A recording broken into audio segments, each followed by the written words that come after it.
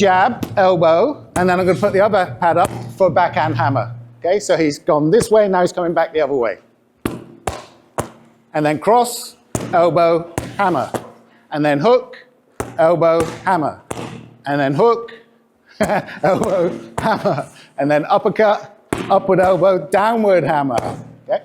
So Tom's going to go jab, elbow, and then what he's going to do is put his other hand on the inside of his wrist, like that, and then that accelerates the hammer through. And you just get double or triple the power for the same move. 1, 2, so you smashing it through and keeping contact with it as you do it. So you're not separating it, it's driving through and smashing through everything that it hits.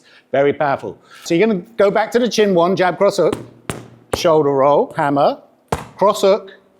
I'm going to hook Tom in the head with my left hand. He's just going to cover it. Now he's going to go high cover, which means his hand goes behind his neck. And then vertical, downward hammer. So you're going to take a little 45-degree step across with your left foot. Bend your knees, rotate your hips, hit, return, back to stance. Step across, turn your feet, hit, back to stance. Step across, turn your feet, hit, back to stance. Off you go with your partner, please. Do not knock anyone out.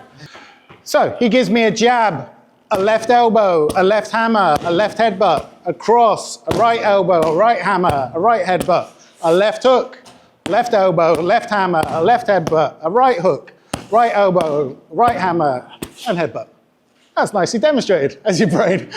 So Paul's going to punch, 2 verticals. Tom's going to punch, 2 verticals, horizontal, horizontals, downward, downward, back fist, downward. Mix them up, though. So can I do like a horizontal with a vertical, or vertical with horizontal, exactly.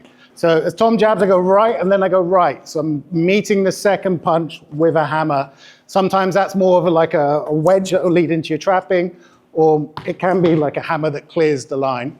So lock flows, I learned a lot of lock flows back in the day, but I think they work more effectively if you strike.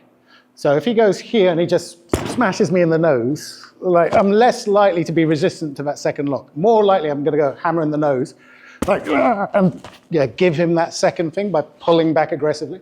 So he's anticipating the pull back for the elbow. Boom, and then if I'm strong, I'm just going to power that up. So when he goes into the, what do they call that? Dragon arm lock.